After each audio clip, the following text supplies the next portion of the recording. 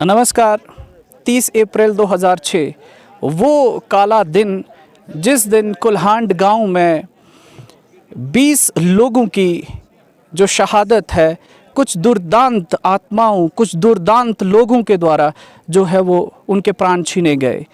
ये प्राण क्यों लिए गए, क्या उसके पीछे मंशा थी, क्यों ये मैसेकर हुआ कुल्हांड गांव में, इन सब चीज़ों को हमने इतने सालों में जो रिसर्च करके जो चीज़ें बाहर आई, जो इसके ऊपर जो जितनी भी स्टडीज़ हुई, वो चीज़ें जो बाहर निकल के आती हैं, उनके पीछे एक ही रीज़न हमें दिखता है कि किस तरीके से हिंदू समाज को, जिस तरीके से कश्मीर से पलायन उनका किया गया, कश्मीरी पंडितों का पलायन किया गया, उसी तरीके से ये एक बहुत बड़ी साजिश थी जिसके थ्रू जो हमारी चंद्रभागा बेल्ट है, उस बेल्ट को भी हिंदू वहीन किया जाए, उन्हें यहाँ से भगाया जाए। फंडामेंटलिस्ट फोर्सेस इसके पीछे अपना एक प्रोएक्टिव रोल निभा रही थी और स्पॉन्सर्ड बाय पाकिस्तान द्वारा समर्थित ये सारा जो कार्नेज है वो चलाया जा रहा था एक पूरे प्लान्ड वे में।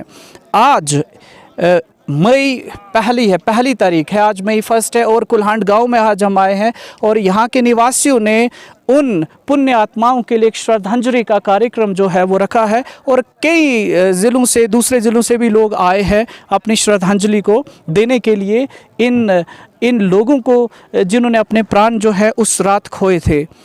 ये 20 लोग हैं, ये 20 आत्माएं हैं जिन्होंने उस काली रात में अपने प्राणों को खोया। सबसे पहले अगर मैं देखूं तो शीश राम शर्मा जी हैं, ये टीचर रहे। उसके बाद सतीश कुमार शर्मा जी, ये भी टीचर थे। गोरीलाल शर्मा जी, ये भी टीचर थे। उसके बाद प्रेमनाथ शर्मा जी, ये किसान थे। उसके बाद कुंजलाल शर्मा जी, ये भी किसान थे। गोपी चंद शर्मा जी, ये लंबरदार थे। और मग्गर सिंह, ये भी किसान थे। उसके बाद राम राज, ये भी किसान थे। उसके बाद प्रीतम सिंह, ये भी एक किसान थे। बलवंत सिंह, ये भी किसान थे। ये वाला नाम बताइए, ये वाला नाम रुमाल सिंह, ये भी किसान थे। साधु राम शर्मा, ये चौकीदार थे। स्वरूप राम शर्मा, ये भी किसान थे। गमीर सिंह, ये सरकारी मुलाजिम थे। उसके बाद सुंदर सिंह, ये भी किसान थे। रमेश कुमार, ये भी किसान। उसके बाद जगदीश राज भगत, ये भी किसान थे। सपना देवी, ये बच्ची जिसकी उम्र मात्र कितनी थी, 7 साल की बच्ची, जिसको टारगेट किया गया। उसके बाद पंचीराम गद्दी, ये भी किसान थे। और बाल कृष्ण शर्मा, ये भी किसान थे। ये लोगों ने अपने प्राण उस रात खोए। इन्हीं शहीद परिवारों से उनके जो मेंबर्स हैं, परिवार के जो लोग हैं, वो आज मेरे साथ मौजूद है यहाँ पे।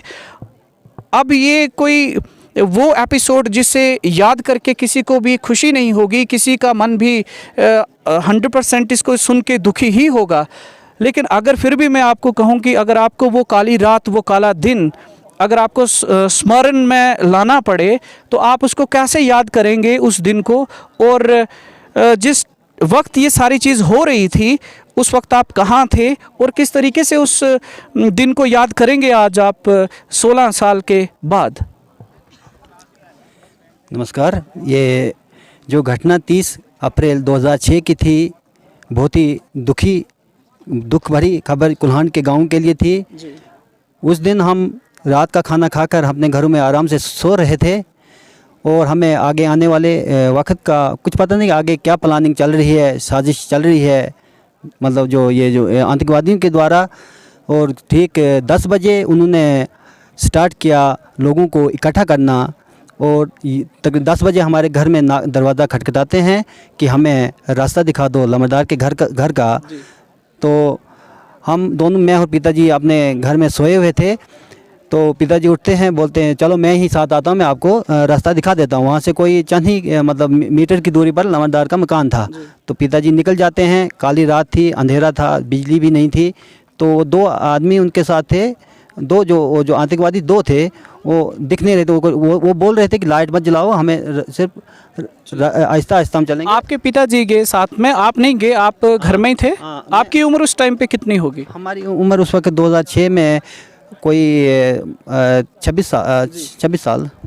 साल थी। तो पिताजी ने उन्होंने बोला कि एक आ जाओ, कोई बात दो नहीं, दूर नहीं, अब इसे रास्ता दिखाना। ऐसे इनोसेंस में हमें रखा कि हमने कोई ऐसी साजिश नहीं करनी है, हमें अब थोड़ी उनसे मीटिंग करनी है लम्हादार से, तो आप हमें सिर्फ रास्ता दिखा दो, वहाँ तक आ जाओ। तो पिताजी ने बोला आप बैठो, मैं जाता हूँ। तो वो चले गए और उसके बाद हम वेट करते रहे। तकरीबन 11 बजे आए थे और वो 2 बजे जो उन्होंने उन पर जो है अंधाधुंध फायरिंग की, और हमें ये पता नहीं था कि इतने लोग यहाँ पर इकट्ठे हुए हैं। तो मतलब आपको या गांव को कभी भनक नहीं लगी कि ये कुछ ना कुछ तो टाइम लगा होगा उनको इकट्ठा करने में लोगों को? तो किसी का भी मतलब दिमाग उस तरफ नहीं गया कि ये कोई साजिश हो सकती है या बहुत बड़ा कोई ये कांड हो सकता है या ये मारने की कोई ऐसी साजिश है, या ऐसा उस तरफ कुछ नहीं, किसी लोगों का नहीं ध्यान गया उस तरफ? नहीं, ऐसे उन्होंने मतलब उस तरीका उसने ऐसा लगाया कि इनोसेंस में रखा कि इनको ऐसा महसूस नहीं हो कि वहाँ हमने हमने इनको आगे को टारगेट करना है। और सिर्फ एक ही कम्युनिटी हिंदू लोगों को इकट्ठा किया गया। आप कह आपने स्टार्टिंग में कहा कि मीटिंग करनी, तो वो मीटिंग क्या थी या क्या उन्होंने विषय? नाम उस पर मीटिंग का नाम, हमने मीटिंग आपसे करनी है। अच्छा, बस आपने मिलना, आपने कुछ बातचीत करनी है हमने। तो हमने सिर्फ 1 घंटा आपसे बात करनी है और उसके बाद हम आपको छोड़ देंगे, तो आप घर चले जाएगा उसके बाद। लेकिन उनने उनको इनोसेंस में रखा कि आप ऐसा नहीं हो कि ये समझ जाएं, और कोई ज़बरदस्ती नहीं कर रहे थे किसी को आ जाओ, मतलब उन्होंने बोला आ जाओ हमारे साथ आ जाओ, वहाँ पर हमने मीटिंग करनी है। लेकिन हमें वो पता नहीं था कि वहाँ पर इतने लोग इकट्ठे हो रहे हैं। हम सोचे ये रास्ता दिखा रहे हैं, कोई वहाँ तक कोई उनको काम होगा कि क्या होगा। और साजिश थी उनकी बहुत खतरनाक, पहले से प्लानिंग थी। और यहाँ के जो लोकल लोग कुछ जो थे वो भी मुलव्वस थे, जैसे कि उनको जो उनको बता रहे थे कि हिंदू एरिया कहाँ कहाँ है। तो उसके बाद इस कांड के ऊपर कोई छानबीन हुई, उस वक्त बताया गया कि सीबीआई इंक्वायरी होगी, लेकिन उसके बाद इस पर कोई बातचीत नहीं की। जो फाइल थी वो उसको बंद कर दिया। यानी कि यहाँ के जो लोकल बाकी वो लोग हैं दूसरे समुदाय के, आपका कहने का मतलब है कि उनका इन्वॉल्वमेंट इसमें था, उनको किसी तरह का इन्फॉर्मेशन देने का? मतलब डायरेक्ट नहीं बंदे, कुछ लोग थे मतलब जो बोल रहे थे कि हिंदू एरिया कहाँ कहाँ पे है, जो उनको दिखा रहे थे। क्योंकि वो तो नाइट में आए थे, उनको पता भी नहीं था, लेकिन वो कुछ ना कुछ लोग होंगे थे। तो आपके पिताजी की मृत्यु जो है, वो जो उनके जो प्राण छीने गए, वो उसी रात को उसी घर में जहाँ पे उन लोगों को इकट्ठा किया गया था, कि कुछ लोग इंजर भी थे, वो उनको गोली भी लगी थी, फिर कई लोग बाद में भी उसमें उन्होंने अपने प्राण त्यागे? हाँ, मतलब जब उन्होंने इकट्ठा किए, 2 जगह इकट्ठा किए, मतलब एक लमतदार और एक जगदीश राज के घर में। तो जो पीछे मतलब कुल मिला के इन्होंने 29 लोग इकट्ठे किए थे, और कुछ उनमें इंजर्ड हुए थे, जो बाद में सुबह उनको रेफ़र यहाँ से डोडा किया, और डोडा से भी उनको एमरजेंसी रेफ़र जम्मू किया गया। लेकिन कुछ लोग सुबह भी प्राण त्याग रहे थे, क्योंकि रात को उनका ब्लीडिंग बहुत हो चुकी थी। और लेकिन रात को हम वहाँ जा, क्योंकि यहाँ पर कोई सुविधा नहीं थी, वहाँ उस वक्त कोई यहाँ कैंप नहीं था, कोई पुलिस चौकी नहीं थी कि हम रात को ही जाते। और कोई ऐसी मतलब वहाँ पर उस कंडीशन, जब 2006 की जब बात की जाएगी, तो उस वक्त ऐसी यहाँ पर कोई फैसिलिटी, अगर कोई इमीडिएट कोई रेस्क्यू ऑपरेशन होता है या सिक्योरिटी फोर्सेस का आना, सिक्योरिटी फोर्सेस कितनी देर के बाद पहुंची आपके गांव में? ये जब एपिसोड हुआ, ये किलिंग जब हुई, तो ये सिक्योरिटी फोर्सेस तो सुबह कोई 6-7 जब उजाला हो तब पहुँचे थे।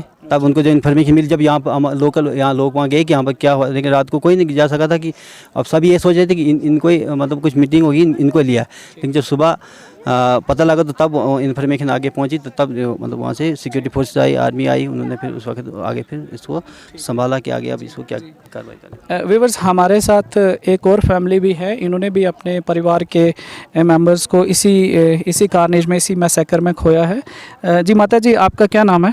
गिल्लू देवी। गिल्लू देवी जी। आपने अपने पति को इस पूरे मैसेकर में, इस कांड में आपने खोया, तो आप उस दिन कहाँ थे, या आप अगर याद अगर आप करें वो थोड़ा सा बताएं हमें, तो वो आप याद कर पाएँ अगर उस समय को? घर में ही थे जी। उन्होंने किचन में हमें गोली मारी है, लेकिन उनको अलग कमरे में इकट्ठा किया था। बाहर से घर वाले भी लाए और उनको भी उठाए, उधर दिया।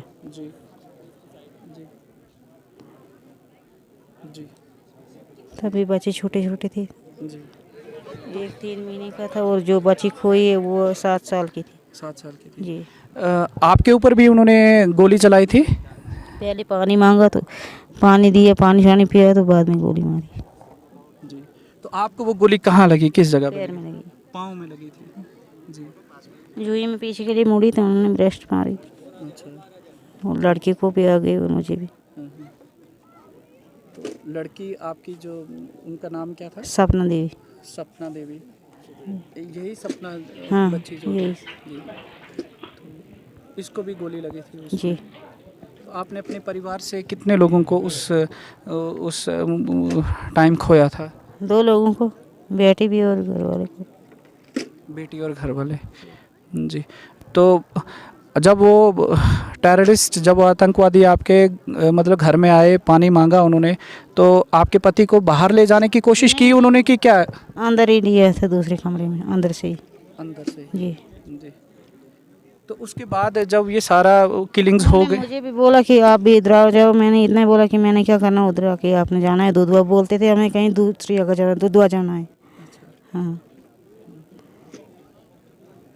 तो उसके बाद की अगर हम बात करें तो कितनी देर के बाद फिर पूरा गांव इकट्ठा हुआ? ये जब ये एपिसोड जब हो गया, ये सारी चीज़ें जब हो गई, तो उसके बाद हल्ला गुल्ला तो मचा होगा उसके बाद? सुबह हुए ना फिर इकट्ठा सुबह।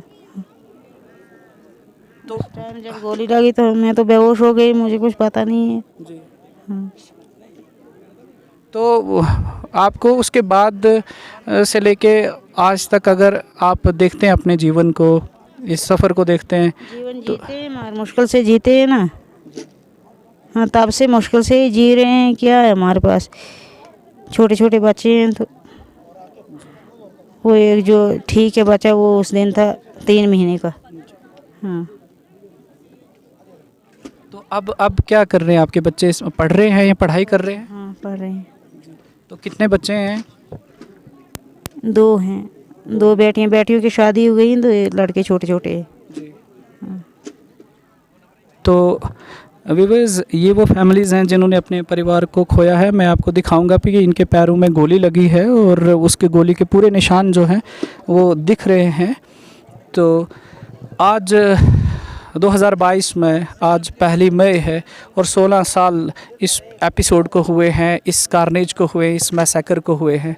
ऐसी हज़ारों कहानियाँ हैं, ऐसे हज़ारों परिवार हैं जिन्होंने अपने परिवार के लोगों को खोया है और उसके बाद का जीवन कैसा रहा, उसके बाद की जो मुश्किलें थी वो कैसे रही हैं, उसके बाद इनकी लाइफ में क्या क्या बदलाव आए, कितने बुरे दिन इनको देखने पड़े, आज ये परिवार किन हालातों में है, किन कंडीशंस में है। ये एक पहल है डोडा के समाज की कि उन परिवारों से मिला जाए, उन परिवारों के हाल जाने जाएं। और इसी सिलसिले को आगे बढ़ाते हुए डोडा के समाज ने ये फ़ैसला लिया है कि मई 22 को इन सभी परिवारों को जिन्होंने अपने लोगों को खोया है, इस टेररिज्म में खोया है, उनको सम्मानित करेंगे, उनके साथ बातचीत करेंगे, उनका हालचाल जानेंगे। मई 22 2022 को डोडा, डिस्ट्रिक्ट डोडा स्पोर्ट्स स्टेडियम में इस फंक्शन को ऑर्गेनाइज़ किया जाएगा और सभी परिवारों को, शहीद के मेंबर्स जो हैं, परिवारों के जो मेंबर्स हैं, उनको बुलाया जाएगा और उनकी जो वर्तमान जो स्थिति है उनके बारे में जाना जाएगा और दुनिया को अवगत कराया जाएगा कि ऐसे कितने पीड़ित लोग हैं इस आतंकवाद की वजह से और उनका क्या हाल है। ऐसी हज़ारों और कहानियाँ हैं ये कुल्हांड गांव की, जहां पे लोगों ने अपने प्राण जो हैं इस टेररिज्म की वजह से खोए हैं।